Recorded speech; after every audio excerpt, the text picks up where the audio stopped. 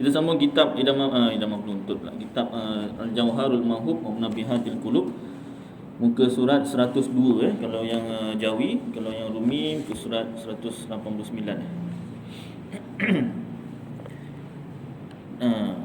Dan pada setengah riwayat ditambah atas hadis yang dahulu, dan bahawasanya seorang lelaki, ia sungguhnya diharamkan dia rezeki dengan sebab dosa yang mengenakan dia. Maka hadis ini menunjuk atas bahawasanya mengerjakan dosa itu mengharamkan rezeki. Jadi kalau rezeki kita susah, kita muhasabah, ada tak dosa yang kita buat. Kalau ada, tinggalkan. Susah ustaz, cakap bolehlah, ya, niat dulu nak tinggalkan, kemudian kita usahakan. Istimewa pula berdusta. Berdusta tu dosa besar, bohong. Di mana bang? Alah, pergi masjid. Lama sangat kuliah lepas isyak. Kuliahnya lepas maghrib. Lepas isyak tu kuliah dekat mana? Kedai restoran, warung mamak. Ya tak? Walaupun kecil, berdusta tetap berdosa besar. Kalau nak elakkan berdosa, ada caranya. Contohnya, kalau tadi ditanya soalan yang sama, gimana bang? Pergi masjid, dalam hati tadi lepas maghrib, masjid maghrib sampai isyak.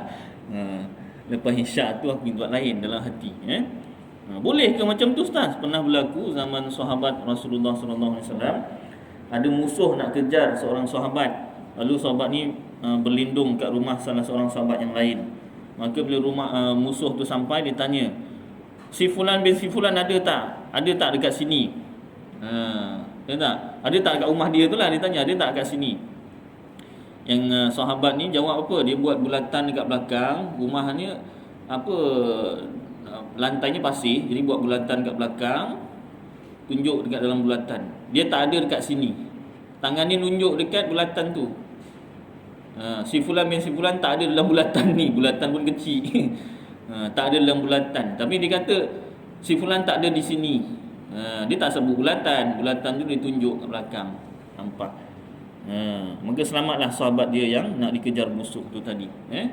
Itu dibenarkan. Sahabat pernah buat begitu. Jadi kita ni, itu dia panggil apa? Hillah. Kalau kita hillah ni menipu, tidak. Dia hillah ni mencari jalan supaya tak menipu. Macam pernah juga berlaku kepada Nabi Ibrahim AS, bila Fir'aun keluar ke negeri, outstation, maka Nabi Ibrahim pecahkan kebanyakan berhala yang ada, ditinggalkan satu berhala yang paling besar. Lalu bila Fir'aun kembali semula, Fir'aun ke Namrud, lupa ya, Namrud kan. Nabi Musa Fir'aun. Ustaz ni terbalik Nabi. Minta maaf lah. Itu sebab kena ulang kaji selalu kisah Nabi ya. Nabi Ibrahim, bila Namrud keluar negeri, Nabi Ibrahim pecahkan segala berhala kecuali satu yang paling besar.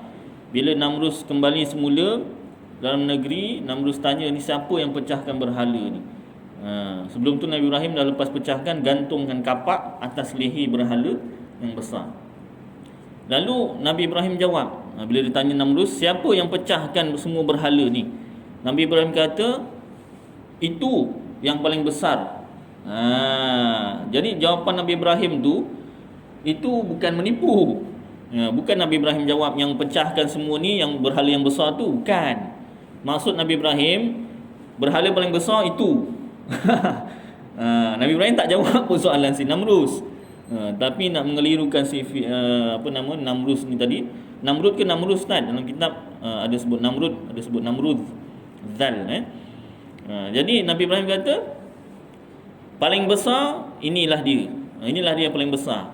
Tapi Ibrahim kata macam tu, Fir'aun ingat, Fir'aun lagi, Namrud ingat. Nabi Ibrahim jawab, yang pecahkan semua berhala ni, yang paling besar ni berhala ni. Jadi Namrud pun cakap, dia kan patung, mana boleh bergerak. Jadi Nabi Ibrahim cakap lah, tahu patung tak bergerak, kau pergi sembah, buat apa? Tak? Habis, kedulah diam. Tapi tetap juga ingkar. Dah jelas depan mata pun ingkar lagi. Dia tak percaya patung tu yang pecahkan, tapi dia sembah juga. Dia kata apa? Patung ni tak bergerak, tak boleh buat apa-apa. Kau sembah juga. Kan? Baik. Jadi itu hillah yang pernah berlaku, dibenarkan. Cuma kita dibenarkan untuk membuat hillah itu atas perkara-perkara yang tertentu lah. Semua dihillah kan, takut tak terhelah jadi bohong, takut terdusta. Baik. Dan mengumpat-ngumpat. Saya tak bawakan kitab Syarah Salikin. Mengumpat ni asal hukum haram, berdosa besar.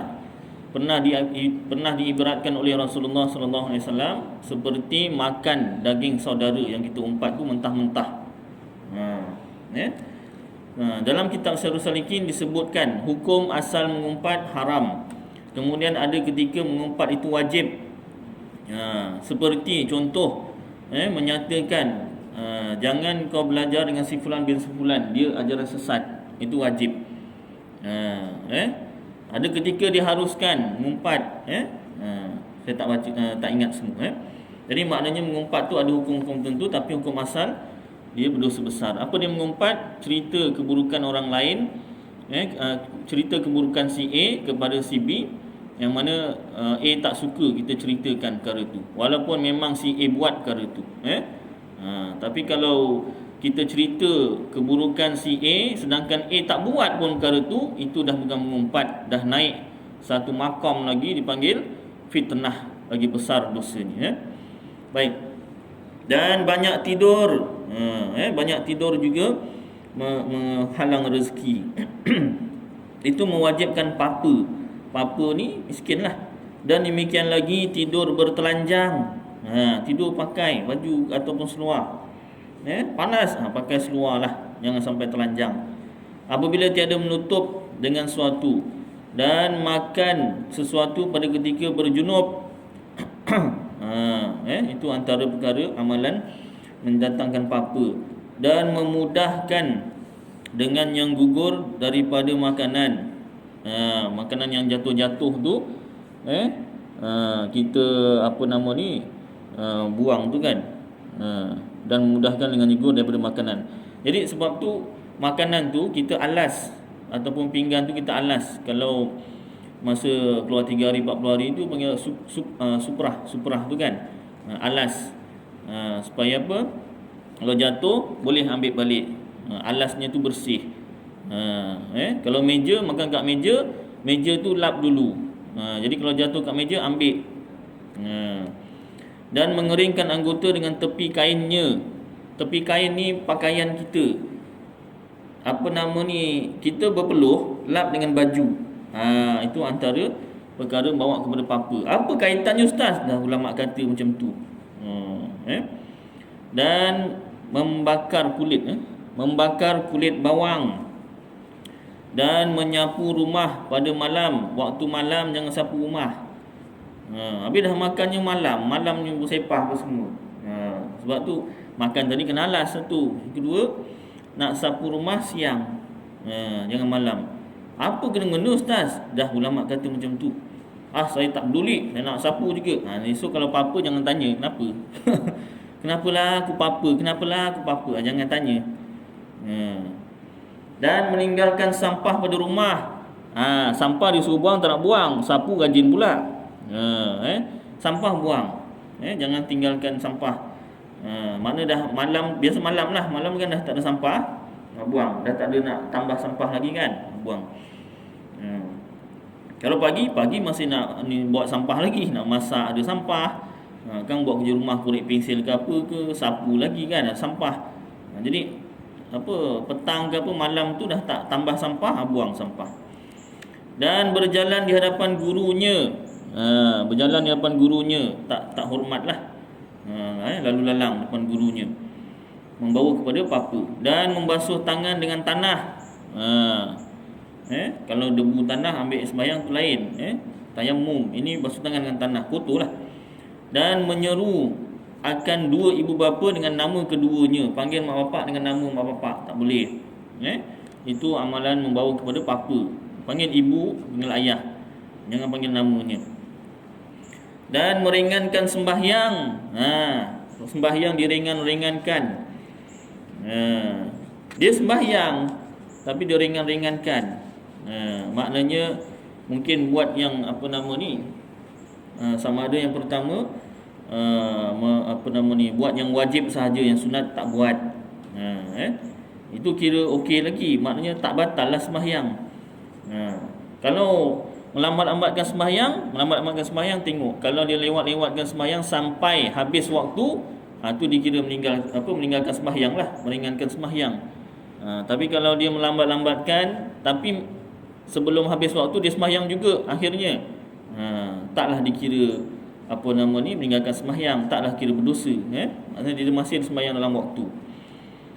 Dan menjahit kain pada badannya. Kalau nak jahit kain koyak ke apa, seluar koyak, buka dulu baju atau kain tu, baru jahit. Dan meninggalkan sarang labah-labah pada rumah. Membiarkan sarang labah-labah pada rumah. Sarang labah-labah tu buang. Laman sesawang-sesawang tu, sawang-sawang tu buang. Dan bersegera keluar daripada masjid. Jangan cepat-cepat keluar dari masjid. Maksudnya lepas sembahyang beri salam tu, doa dulu. Tunggu imam wirid habis dulu, baca doa, baru keluar masjid. Ini imam baru beri salam, Assalamualaikum warahmatullahi. Dia pun tak tunggu imam beri salam yang kedua. Yang bagusnya, yang sempurna, imam beri salam yang kedua baru kita beri salam. Imam Assalamualaikum warahmatullahi, beri salam pertama, diam dulu, sabar. Assalamualaikum warahmatullahi. Dah habis warahmatullahi tu, imam warahmatullahi, baru kita makmum beri salam, Assalamualaikum warahmatullahi. Jangan imam baru beri salam yang kedua baru dia pun dah assalam ke kanan. Taklah batal sembahyang, tapi tak sempurna. Itu beri salam. Wirid, imam wirid, duduk dulu. Imam baca doa, duduk dulu, barulah keluar masjid. Dan berpagi pergi kepada pekan, pagi-pagi pergi pekan, dan melambatkan kembalinya, lambat balik. Pergi pasar memang kena pagi ustaz, kalau tak habis semua. Pergi terang sikit lah. Jangan awal sangat. Dan jangan lambat-lambat sangat. Dah lepas beli, ngopi dulu. Ngopi, lupa, lauknya tak bawa balik lagi. Balik-balik bininya marah, apa ni lambat, minum kopi, habis nak masak pun dah rosak dah lauk tu. Ya tak, kat pasar tu dia ada ais dia kan. Duduk ngopi tu terbiar, kena pula panas matahari terbit, dah habis rosak. Dan meninggalkan membasuh bejana makan, tak basuh pinggan. Tak basuh pinggan, mangkuk, periuk, belanga. Jadi lepas masak ataupun kalau nak lepaskan makan malam pun boleh basuh. Pasal apa? Binatang yang berkeliaran tu suka pinggan mangkuk yang tak basuh, lipas. Lagi tikus. Ya tak? Basuh. Penyakit semua tu, penyakit. Bila penyakit, miskinlah, apa-apalah. Duit banyak habis untuk ubat. Masuk hospital, bil hospital, semua klinik. Ya tak? Dan membeli akan roti pecah-pecah daripada fakir miskin yang meminta. Habis tak boleh ke kita nak tolong fakir miskin macam mana? Kalau dia jual makanan RM1, jangan bagi duit RM1, lebihkan. RM1 10 boleh ustaz? Boleh lah, dah mampu macam tu. Main sikit-sikit je tambah. Tadi 30 jadi 31. Ni RM10 lebih, jadi RM1 10. Yang penting lebih lah. Ya tak? Pasal dia tu, hak dia tu, kalau memang dia miskin, dia tak jual barang, memang kita kena bagi duit, sedekah. Tapi bila dia dah jual, dia pun malu nak minta-minta, dia jual barang, tisu ke apa ke, beli lebih sikit. Ni berapa? RM1, bagilah lebih. Dan memadamkan pelita dengan mulut. Tiup. Kalau kita pakai pelita ataupun lilin, jangan tiup pakai mulut. Habis macam nak padam? Pakai tangan. Panas. Jangan tutup pakai tangan. Kipaskan. Kipaskan. Ingat, pakai tangan. Apa pakai tangan? Melocot. Orang Jawa kata melocot. Panas. Kipaskan. Lambat. Memang lambat. Apa kena-kena padam pelita dengan mulut ni jadi papa kedana ni ustaz? Ni ulama kata. Tak percaya sudah. Tapi kalau apa-apa jangan tanya. Dan menyurat dengan kalam yang berbuku. Dan menyurat dengan kalam yang berbuku. Kalam tu maknanya pen yang berbuku. Kalau tak silap masa saya belajar kemarin, apa nama ni, pen yang ada dua mata, apa, pensil, dibuat dua mata, atas dengan bawah. Kalau tak silap lah. Baik, sambung. Dan menyisir rambut dengan sisir yang patah-patah. Sikat yang patah, buang. Membazir ustaz, boleh pakai lagi. Ulama kata tu amalan apa-apa kerana beli yang lain. Alah, sikap bukan mahal sangat, 50 sen boleh dapat. RM1 pun boleh dapat. Kedai RM2, RM2 dapat. RM2 tu pun dapat banyak tu, 5 ketul dapat. Dan meninggal mendoa bagi dua ibu bapa. Tak mendoakan ibu bapa, boleh jadi papa. Doakan mak bapak. Allahumma ghfir lana dzunubana wa liwalidina warhamhum kama rabbawna shighara. Kalau berjemaah, kalau sendiri Allahumma ghfirli dzunubi wa liwalidayya warhamhuma kama rabbayani shaghira. Kalau busy sangat, pendek, paling pendek ada tak ustaz? Rabbirhamhum kama rabbawna shighara. Busy sangat. Baik, jangan tinggalkan doa. Dan memakai serban pada ketika duduk. Pakai serban jangan duduk, berdiri. Dan pakai sirwal. Sirwal ni serual lah, berdiri. Pakai seluar jangan berdiri, duduk. Habis macam mana nak kaki tu boleh masuk sah, yang apa nama, cawat tu macam mana? Dah cawat tu berdirilah. Duduk macam mana kan? Masa nak masuk kat kaki tu duduk. Lantai ustaz? Tak mesti lantai, kerusi pun boleh. Duduk. Kemudian dah sampai dekat bahagian cawat tu, baru berdirilah. Baru kancing. Dan bakhil. Bakhil ni kedekut. Kedekut nanti jadi apa-apa kedana. Macam mana kita tak bagi orang duit, kita bakhil, kita kedekut, tapi kita jadi apa-apa? Tak tahu. Kalau nak tahu, buatlah. Dah apa-apa ni cakap, betul lah ustaz. Kan? Tak percaya. Kitab cakap tak percaya. Dan mempicitkan belanjanya. Kedekut dalam belanja. Belanja, jangan kedekut dalam belanja. Belanja ni belanja makan lah. Belanja makan, pakaian. Jangan terlalu kedekut. Kain beli yang paling nipis. Tudung lah. Tapi tudung lagi nipis lagi mahal. Tak tahulah macam mana macam tu. Tudung lagi nipis lagi mahal. Yang tebal tu yang murah. Tak macam mana entah. Baik. Kata kainnya lembut, yang halus tu. Tapi halus nak tak tutup warna, nampak dalam. Rambut pun boleh tercocok keluar semua kan. Baik, jangan terlalu kedekut dalam belanja, makan, pakaian tapi jangan sampai boros sangat lah tu kan. Dan melebih-lebih pada belanjanya pun apa juga. Dia nak beli yang mana? Nak beli yang paling mahal lah. Yang mahal aja. Jadi macam mana? Sederhana lah. Tak mahal sangat, tak murah sangat. Kalau nak berjimat, ni yang paling murah berapa? Ni saya nak beli yang mahal sikit lah. Ya tak? Ataupun ni yang paling mahal berapa? Yang murah sikit, bawah dia sikit. Ya tak? Jadilah tengah-tengah. Maka sekalian yang tersebut itu mempusakai papa miskin. Kalau lupa, ulang balik baca. Tulis senarai itu, tampal kat dinding, jadi tiap hari nampak. Jadi dah elakkan. Dapat elak tu, tengok kesannya betul ke tak betul. Bagi yang kaya dan bertambah papa bagi yang fakir. Kalau orang kaya buat 10 perkara ni, boleh jadi papa. Kalau yang papa buat benda ni, bertambah papa. Demikian lagi membuang dahak kahak. Pada ketika qada hajat, tengah buang air kecil, buang air besar, jangan berkahak. Pasal apa? Pada saya, ini pada pemikiran saya lah. Takut apa? Berkahak tu kan keluar tenaga tu kan. Takut kena buasi. Tengah buang air kecil besar, tengah mencangkung atau duduk, tandas duduk tu, berkahak, khawab tu kan. Barangkali. Jangan. Lepas qada hajat ataupun sebelum kalau nak berkahak. Dibalakkan dengan papa. Apa miskin, Dan barang siapa membanyakkan berpaling-paling, berpaling-paling pada ketika qada hajat, dibalakkan dengan wiswas.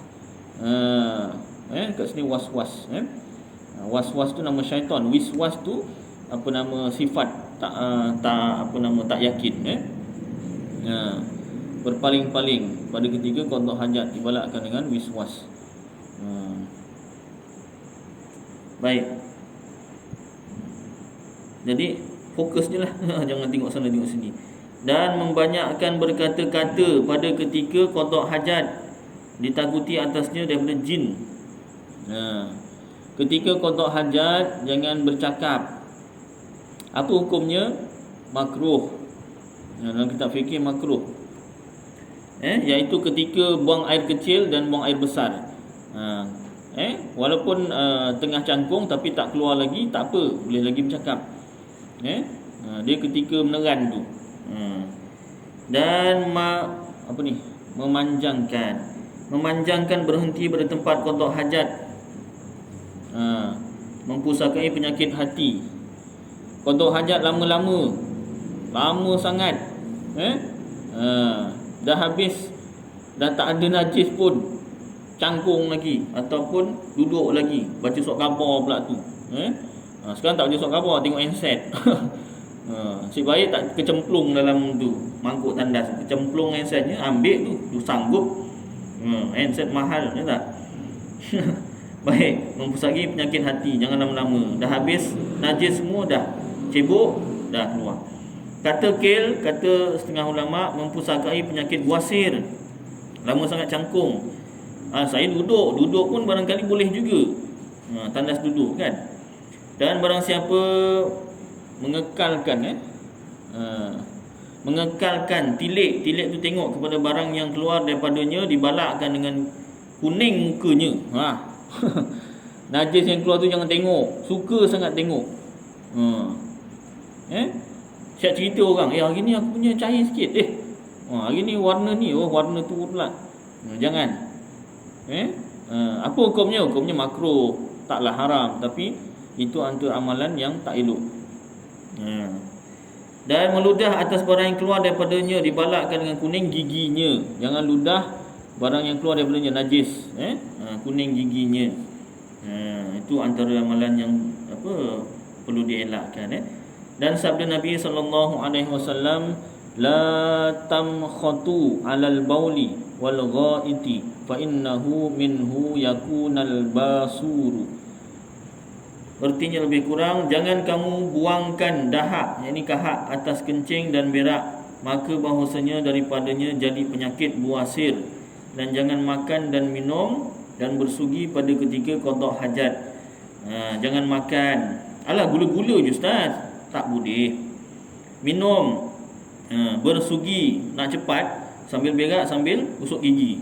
Cepat, 2 in 1. Rupanya tak elok. Maka bahawasanya mempusakai pelupa. Intiha, tamat perkataan Bujairimi, tersebut dalam kitab Bujairimi Iqna', kitab fikih tu, kitab fikih mazhab Syafi'i.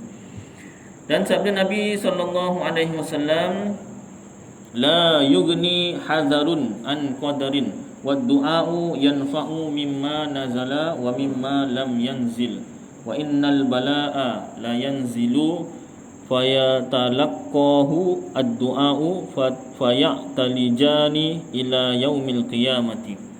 Artinya lebih kurang, tiada mengkayakan oleh takut daripada qadar, dan doa itu memberi manfaat daripada barang yang turun dan daripada barang yang tiada turun, yakni dengan diangkatkan yang pertama dan ditegahkan yang kedua, daripada turunnya qadar dan doa. Dan bahawasanya balak sesungguhnya turun ia, maka mendapat akan dia oleh doa, maka bertolak-tolak keduanya hingga hari kiamat. Maknanya seolah-olah doa dan qadar tu, takdir tu, berlawan-lawanan, tetapi keadaan yang sebenarnya, hakikatnya doa itu pun dah masuk dalam takdir. Qala an-nabiy sallallahu alaihi wasallam, maknanya ni dari segi zahir syariat kita disunatkan, digalakkan berdoa. Dari segi zahir hadis seolah-olah doa tu mengubah takdir. Dari segi hakikat tauhid sebenarnya doa tu pun dah masuk dalam takdir. Kita Ahlussunnah Jamaah Asy'ariyah Maturidiyah pegang dua perkara. Hakikat tauhid, kejadian sebenar yang pertama, yang kedua zahir syariat. Dari segi amalan kita digalakkan berdoa. Tapi dalam hati keyakinan kita doa ini pun dah masuk dalam takdir. Qala an-nabiy sallallahu alaihi wasallam ad-du'a'u mukhul ibadati. Artinya lebih kurang sabda Nabi sallallahu alaihi wasallam, bermula doa itu untuk ibadat, otak bukan untuk, otak ibadat, iaitu yang khalis bagi ibadat, ikhlas doa. Jadi doa apa, ibadat kena doa lah, jangan tak doa. Kata musanna, kata musanna, wajahnya bahawasanya orang yang meminta doa itu senya mendoa ia kepada Allah Ta'ala tatkala putus angan-angan daripada barang yang lain daripada Allah, hanya semata-mata berhadap kepadanya dengan memohonkan akan dia bagi hajatnya, hal keadaannya esa ia, maka iaitu hakikat tauhid dan ikhlas ibadat, dan lagi kerana mengikut suruh Allah Ta'ala, perintah Allah Ta'ala pada firman-Nya, A'udzu billahi minasyaitonir rajim. Bismillahirrahmanirrahim. Ud'uni astajib lakum. Shadaqallahul azim. Suratul Mukmin ayat 60. Artinya lebih kurang meminta doa olehmu akan daku, nescaya aku perkenankan bagi kamu. Maka iaitu asal ibadat dan yang khalisnya. Asal ibadat doa. Kata Hakim, sebab jadi otak ibadat itu kerana bahawasanya orang yang mendoa melepaskan daripada daya dan upayanya dan mengaku dengan bahawasanya sekalian perkara itu bagi Allah Ta'ala, Allah yang jadikan, Allah yang takdirkan, dan menyerahkan kepadanya.